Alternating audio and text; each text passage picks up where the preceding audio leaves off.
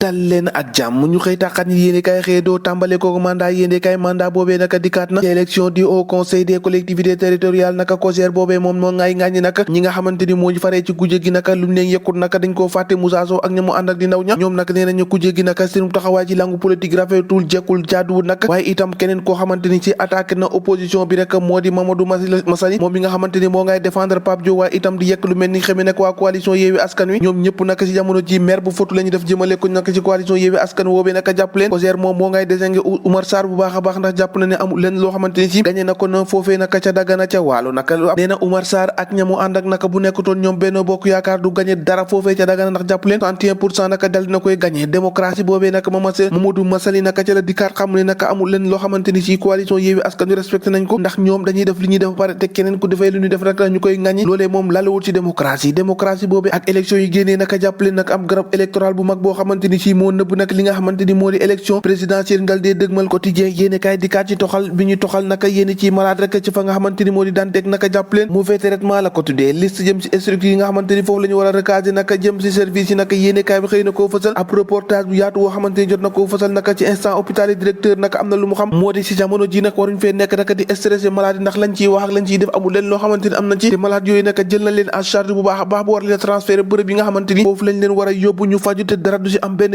jafe-jafe bi naroon a am te mu nar a neex kay Macky Sall foofee ca Mali dox na ko naka Dakar Bamako sur les rails noonu la ko yéene kaay bi bés bi le jour nag xëyee fa sa ndax Macky Sall ni ki démb daje na ak Assimi Goïta naka ngir ñu waxtaan naka lu bëri ci ñaante ak wàllum essence wéy ci lante ci wàllum njaay ak njënd transition militaire waaye itam jëm ci président bi nga xamante ni si moo di Macky Sall dal dinaa sédduwee ki nga xamante ni moo di njaatige boobee foofee sax la Macky Sall dal dee amale ko woote gannaaw bi nga xamante ne bëgg na rek ñu xeex wàllum terrorisme foofee ca Mali Macky Sall naka sàkku na ci communauté internationale naka ñu bàyyi ci xel bu baax a baax su ko defee naka loolee di terrorisme ñu mun koo xeex ca Mali naka bokk na ci lañ doon waxtaane ni ki démb ca Mali gannaaw ba mu namee tànkam nekk seeti fi nga xamante ni si moo di njiital réew ma yéene kaay bi di laas nag Macky Sall nag si jamono ji moo ngi joué ab vrai pompier nag ndax jamono ji moo ngi tàmbali fay naka boolem daay yi am ci yooyu dëkk ñu dëggee ci dëkk yooyu naka dugaat ci suñu dëkk naka di Sénégal ak hôpital Aristide Le Dantec bi nga xamante ni DG ba moom di Babacar Thiandoum naka moo ngay dalal xelu askan wi ak xel yi ñi nga xamante ni ñoo di way tawat yi nee na Aristide ay mort rek vive Le Dantec na yéene kaay bi xëy na koo fësal leneen lu les éco yéene kaay xëy fësal moo di rek Mamadou Diallo naka moom ngay na sax lu bu baax a baax li nga xamante ni si moo di président Amnesty Sénégal ndax mu xam le rek moo di 2007 lu tolloo ko juróom fukki nit ak benn yoo xamante ni rey nañ leen ci jamono yi nga xamante ni ñoo ngi amal ay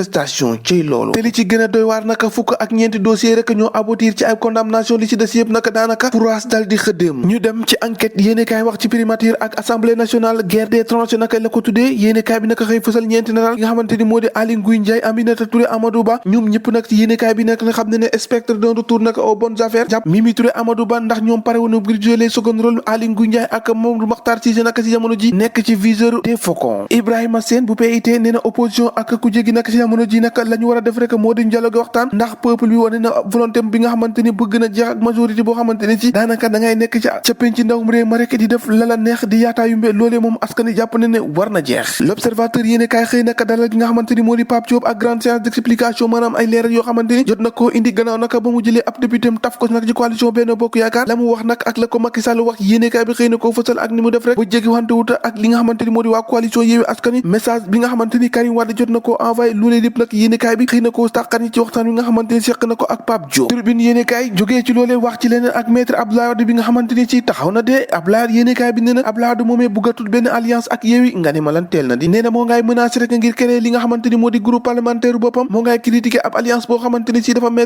mettre PDS ci position boo xamante ni ci daanaka ñongul dara toogaay ba jekkul loolee tax nag Abdoulaye dina fi noonu nag ànd ak ñoom nag dafay dal di jeex jógee ci loolu wax ci wàllum làmb ak Gris Bordeaux mi nga xamante ni yëkkati na ay kàddu gannaaw naka ba mu ñàkkee ci kanamu Balla Gaye numéro 2 Gris Bordeaux nag ay kàddoom ci suñu làmb yéene kaay moo de bu dee jógee naa Fass nag damay war ki nga xamante ni moo di ndem si yàlla Mbaye Guèye cay làmba ngoog ñoo ko déggandoo jàngeen jëf bu ëllëg